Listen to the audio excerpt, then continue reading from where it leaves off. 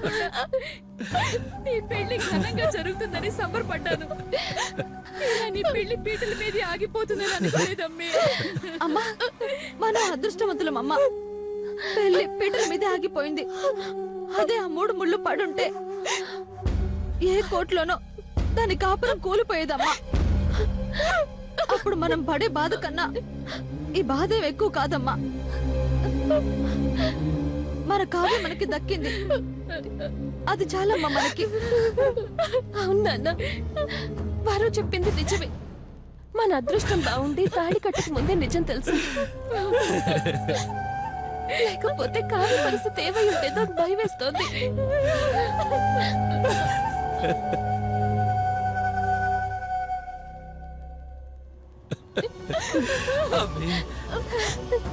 చెల్లెలు పెళ్లి జరుగుతుందంటే నువ్వెక్కడికో వెళ్ళిపోయావని విసుక్కున్నానమ్మి.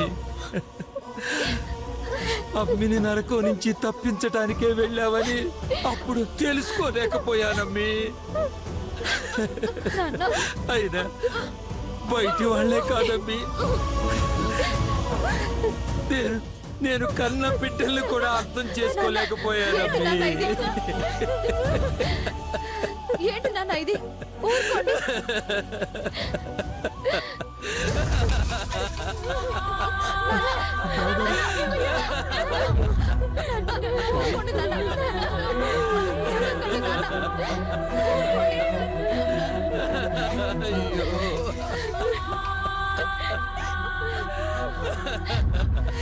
అయ్యో ఎంత ఘోరం జరిగిపోయింది.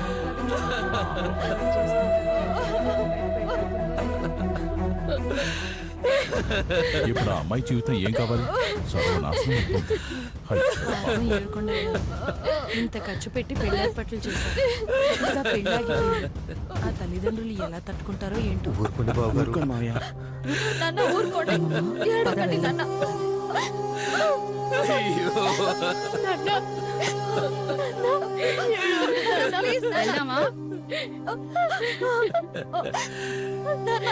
ఎందుకమ్మి మనకే ఇట్లా జరుగుతూ ఉన్నది?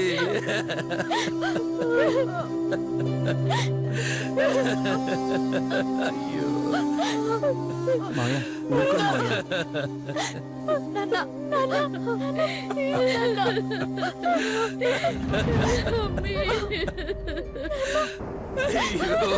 మావయ్య ఊరుకోండి మావయ్య. అయ్యో భగవంతుడా, ఊరుకోయ్యా.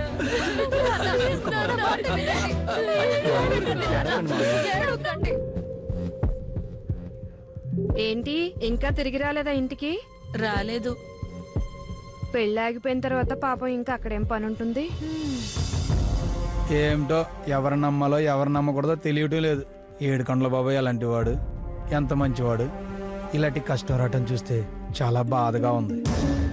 బోడికి ఒప్పలకు పోయి మంచి చెడు చూడకుండా ఆడెవరో ఏంటో కనుక్కోకుండా సంబంధాలు ఖాయం చేస్తే ఇలాగే ఏడుస్తుంది. అది నిజమే. లేకపోతే ఏంటి, మొదటిద్దరు ఆడపిల్లలకి ఏమో బాగా డబ్బున్న వాళ్ళకి చేసుకున్నారు. ఈసారి 3వ దానికి కూడా డబ్బున్న వాళ్ళకి చేసుకుందామని ఊళ్ళో గౌరవంగా తిరగాలని ఆశపడ్డాడు.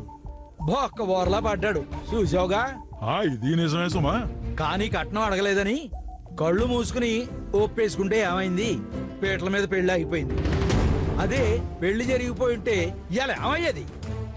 అవును రెడ్డి గారు, నా అల్లుడు లాయరు, కోటీశ్వరుడు, ఆయనకి లంకంత ఇల్లని ఆ గోదావరి ఎన్ని గొప్పలకు పోయిందో. బాగా అయింది. ఎంతైనా ఆడపిల్ల బంగారం కదమ్మా. సచ్చినోడు ఇంత మోసం చేస్తాడా? మనకి ఆడపిల్లలున్నారు, అట్ట అనకక్క.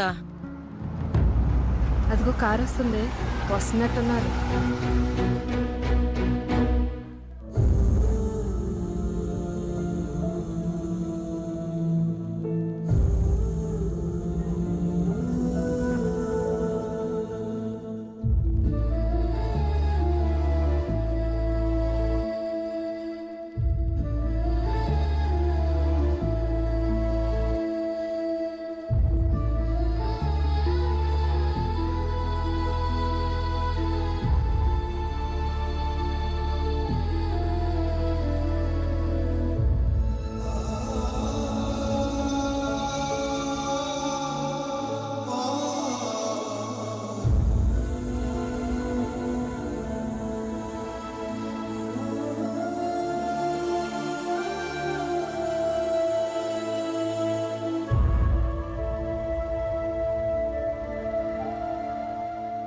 ఏంటయ్యా ఏడుకొండలు, ఎంత పనిచేసావు? ఆ మాత్రం ముందు వెనక చూసుకోకుండా అలా ఎలా సంబంధం కుదుర్చుకున్నావయ్యా? మన కాలంలో ఇలాగే డబ్బున్నోడు దొరికాడని ముహూర్తాలు పెట్టుకునేవాళ్ళమా? అటేడు తరాలు ఇటేడు తరాలు చూసుకుని అప్పుడు ఖాయం చేసుకునేవాళ్ళం. కనీసం వాడికి ఇంతకు ముందు పెళ్ళైందో లేదో కూడా కనుక్కోకుండా ఎలా ఒప్పుకున్నావయ్యా? మూడో పెళ్లి వాడిని తీసుకొచ్చి ముడి పెడితే ఆ పిల్ల బతుకేమవుతుందని ఆలోచించావా? అవునయ్యా, అవును. కళ్ళుండి కూడా నేను గుడ్డివాడిని అయిపోయాను. తెలివుండి కూడా నేను పిచ్చివాడిని అయిపోయాను. నా బిడ్డ అదృష్టం కొద్దీ గొప్పింటి సంబంధం వచ్చిందని సంబరపడిపోయాను. కట్న కానుకలు అక్కర్లేదు కదా అని దేవుళ్ళ చూసుకున్నారు. బాగుపడితే సంతోషించే వాళ్ళకన్నా బాధపడితే నవ్వుకునే వాళ్ళే ఎక్కువ అని తెలుసుకోలేక ఎగిరెగిరి పడ్డాను. ఎగిరెగిరి పడ్డాను. తాహతకు మించిన సంబంధం దొరికినందుకు కన్ను మిన్ను కానకుండా ప్రవర్తించాను. నాలాంటి తల్లిదండ్రులకి ఇలాంటి శాస్తి జరగాల్సిందే. మాకి గుణపాఠం కావాల్సిందే. ఇది ఆపండి అన్న. ఏంటమ్మి వాళ్ళు అనాల్సిన మాటలు అనాలనుకున్న ఆపుకున్న మాటలే కదమ్మా ఇవన్నీ. అందుకే ఇంకొకరు కానీ అవకాశం ఇవ్వకుండా నన్ను నేనే తిట్టుకుంటున్నాను.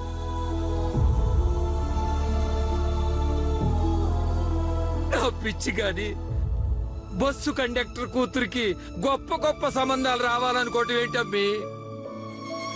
మీ తలరాతలు బాగున్నాయి కదా అని ఏదో దాని తలరాత కూడా అట్లాగే ఉంటుందనుకుని ఒక్క బార్లా పడ్డానమ్మి. ఇందులో మీ తప్పే ఉంది నాన్న. నా తప్పే ఉందో నాకన్నా వీళ్ళకే బాగా తెలుసమ్మి. అందుకే వేలెత్తి చూపించడానికి ఇన్ని చూపుడు వేళ్ళు, వినోదం చూడటానికి ఇన్ని కళ్ళు మన కోసం కాచుకుని చూస్తున్నాయమ్మి.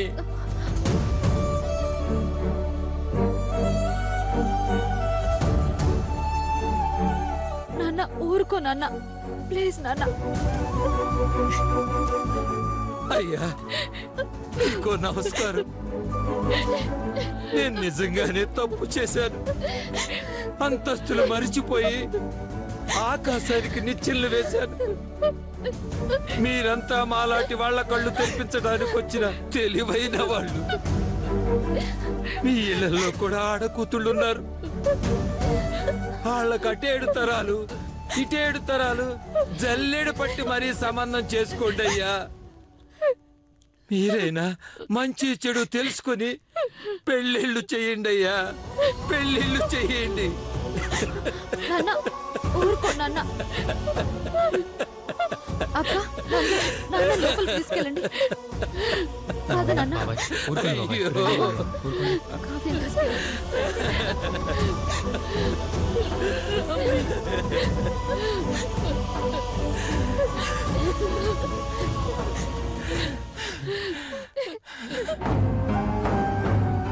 అయ్యా అమ్మా, మీరంతా పెద్దవాళ్ళు, మా మేలు కోరే వాళ్ళు కావచ్చు. కానీ ఇప్పుడు జరగాల్సింది జరిగిపోయాక మీరు చెప్పే సూక్తులు సుభాషితాలు వినేంత ఓపిక మాకు లేదు. ఇప్పటికే మా నాన్న గుండె చాలా బలహీనంగా ఉంది. మీరంతా చూపించే సానుభూతి వల్ల ఆయన బాధ తగ్గకపోగా మరింత పెంచిన వాళ్ళు అవుతారు. దయచేసి ఏమీ అనుకోకుండా మీరంతా వెళ్ళిరండి, వెళ్ళిరండి. ఏమిటో అత్తారింటికి వెళ్లాల్సిన కూతురు బతికిట్ట అయిపోతే ఏ తండ్రి మాత్రం తట్టుకుంటాడు? పొమ్మంటుంది కదా, ఇంకే ఇక్కడెందుకు? పదండి పోదాం. పదండి. పదండ్రా.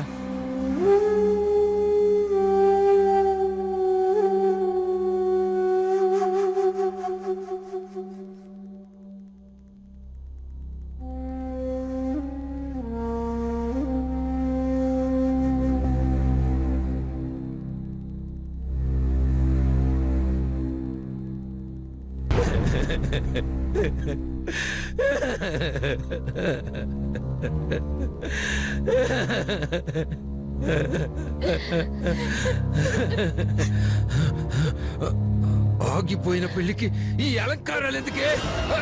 మావయ్య మావయ్య మావయ్య మావయ్య చెప్పేది మావయ్య మావయ్య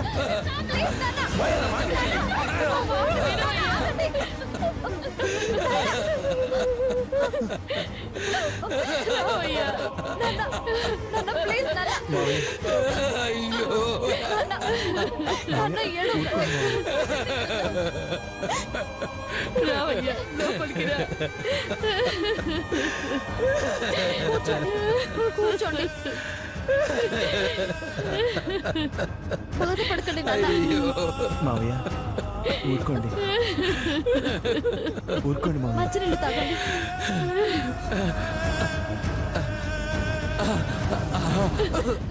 ఏమయ్యా? అసలేంటి నాన్న ఇది? మీరు మనకు మంచి జరిగిందని బాధపడుతున్నారో చెడు జరిగిందని బాధపడుతున్నారో నాకు అర్థం కావడం లేదు నాన్న. కావ్య పెళ్లి వాడితో జరుగుంటే బాగుండేదా? ఆఖరి నిమిషంలో తప్పిపోవడం మంచిదైందా? అసలు దేని గురించి మీరు ఇంతగా కృంగిపోతున్నారో ఒక్కసారి స్థిమితంగా ఆలోచించండి నాన్న. వరు చెప్పింది నిజం నాన్న. మన అదృష్టం బాగుండి తాళి కట్టక ముందే నిజం తెలిసింది. లేకపోతే ఎంత బాధపడుండేవాళ్ళం. అవును మావయ్య, కావ్య పెళ్లి జరిగిపోయాక ఆ నిజం తెలుసుంటే మనం అంతా తట్టుకునే వాళ్ళమా? మీరే ఇలా డీలా పడిపోలేదు మావయ్య. ఇది సంతోషపడాల్సిన సమయం. మీరే ఆలోచించండి. ఆలోచించండి నాన్న. బాధపడకండి. ఊరుకోండి మావయ్య.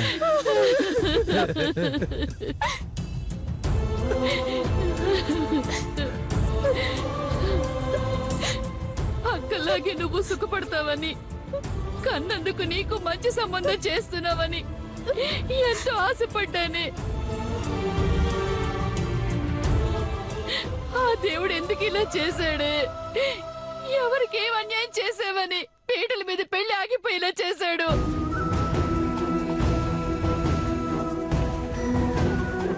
అయ్యో, రేపు దీన్ని చేసుకోవడానికి ఎవరు ముందుకొస్తారు? ఆపు. ఇంతసేపు ఏమన్నావే పిచ్చి మొహం దాని? బిడ్డలేం చెప్పినారే? దేవుడు సల్లగా చూసుండాడు కాబట్టే ఇలాంటి దరిద్ర కొట్టి సంబంధం తప్పిపోయి ఉండదని అల్లా.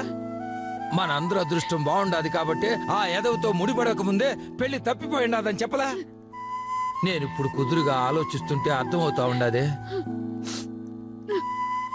నా బంగారు తల్లి రాత బాగుంది కాబట్టే ఆ దుర్మార్గుడు తాళి కట్టక ముందే పెళ్లి ఆగిపోయింది. అయినా మన పిల్ల మంచిది కాదను, దీని జాతకం మంచిది కాదను ఈ పెళ్లి ఆగిపోలేదే. వాడు ఎదవన్నారు ఎదవని, ఇప్పటికే 2 ఆడపిల్లలు గొంతు కోసాడని మనం కాదనుకుని తన్ని తరిమేశాం. అర్థమైందా? ఇదిగో పేటల మీద పెళ్లి పెటాకులైనాదని ఇంకోసారి అన్నావంటే ఊరుకోను. నా బిడ్డకు వారం తిరిగేలోపు అన్ని విధాలా చక్కగా ఉన్న సంబంధం తీసుకొస్తాను.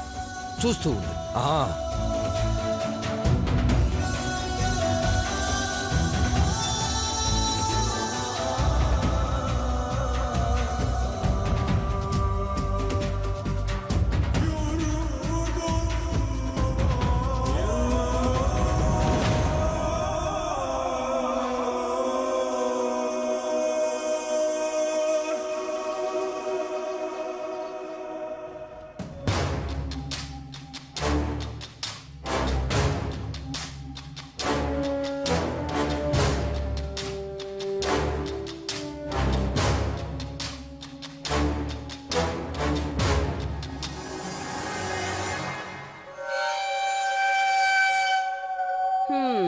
ఏంటో కోతికైనా గీత బాగుండాలని ఊరికే అన్నారా?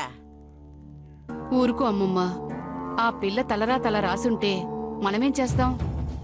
మనమేం చేస్తామని ఇప్పుడు అంటాం కాదు, అప్పుడే ఆ పెద్ద మనిషి వచ్చి పెళ్లి కొడుకు దరిద్రుడు అని చెప్పినప్పుడే అందరికీ ఈ విషయం చెప్పి చావాల్సింది. చెప్పనిచ్చావా? అసలు తప్పంతా నీదే. బావుందండి, అందులో నా తప్పే ఉంది. మీరు నన్నంటారేంటి? ఆ లాయరు పిన్ని బాబాయ్ బ్రో బ్రో అంటూ అందర్నీ పోగేసి ఎవరో పెళ్లి చెడగొట్టాలని చూస్తాడం లేదు. అప్పుడు మీరు కూడా నీకెందుకు మేం చూసుకుంటామని తలూపలేదు. మీలాగే నేను ఆ లాయర్ మాటలు నమ్మాను. నేనేంటి వరుదిని బయట పెట్టేంత వరకు ప్రతి ఒక్కరు అబ్బాయి మంచోడని అనుకున్నారు. ఇది మరీ బాగుందయ్యా. 1000 అబద్ధాలాడైనా ఓ పెళ్లి చేయమన్నారు. అమ్మో, అంటే నా పెళ్లి కూడా అబద్ధాలు చెప్పి చేసేసావా?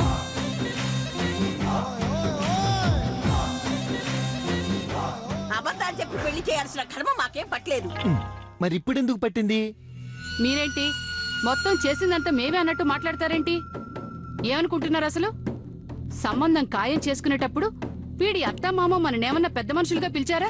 అల్లుడని మాత్రమే పిలుచుకున్నారు. అప్పుడు మనం కనపడలేదు. గుట్టు చప్పుడు కాకుండా పెళ్లి చూపులు, గుట్టు చప్పుడు కాకుండా నిశ్చితార్థాన్ని ముహూర్తాలు అన్ని ఏర్పాట్లు చేసుకుని అప్పుడు చెప్పారు. ముందే మనకి తెలిస్తే మీరో నేనో జేజేవో ఆ కుర్రాడు గురించి ఎంక్వైరీ చేశాక ఖాయం చేసుకోమని చెప్పేవాళ్ళం కదా. అప్పుడు వాళ్ళకి మనం ఎందుకే పిచ్చిదానా? అల్లుళ్ళు బెల్లాలు, వియ్యాల వారు దెయ్యాల్లా కనిపించారు వాళ్ళ దృష్టిలో.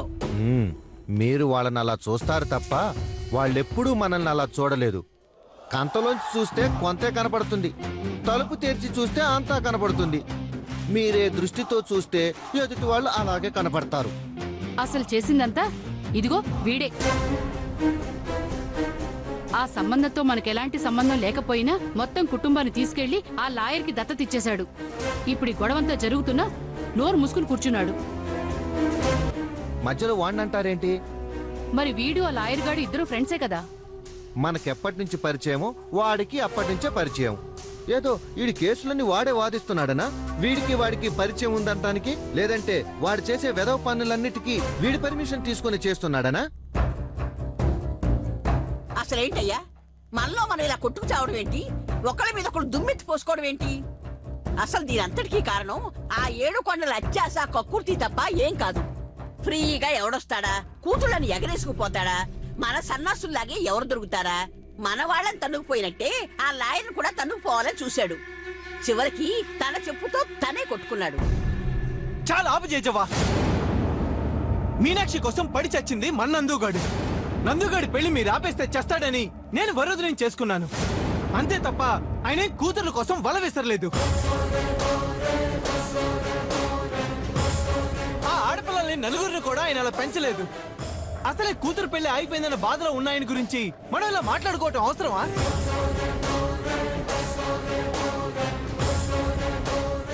శబాష్, కరెక్ట్ గా చెప్పావురా.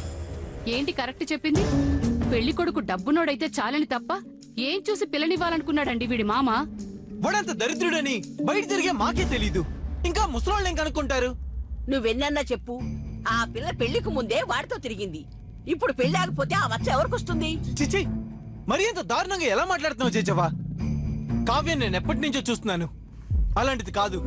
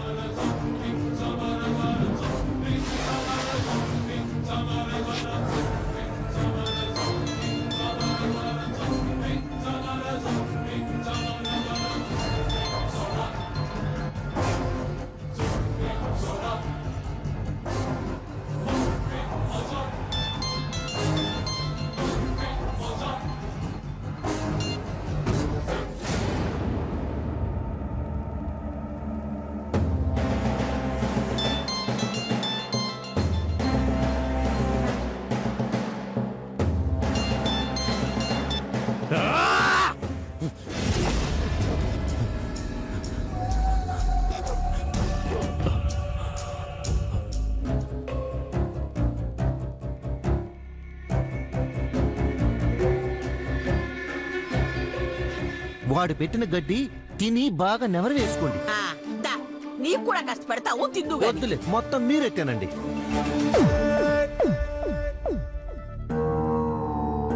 చూసావా భారతి, వాడు అత్తింటి వాళ్ళని వెనకేసుకొస్తూ మనల్ని ఎంత ఘాటుగా విమర్శించాడో విన్నావా? పూర్తిగా నందుగడ్లాగే వీడు కూడా వాళ్ళ మాయలో పడిపోతున్నట్టున్నాడమ్మమ్మా. మనం మీ ఆయన్ని మార్చినట్టే నీ కోడళ్ళు నీ కొడుకులు మార్చక ముందే జాగ్రత్త పడాలి, అర్థమైందా?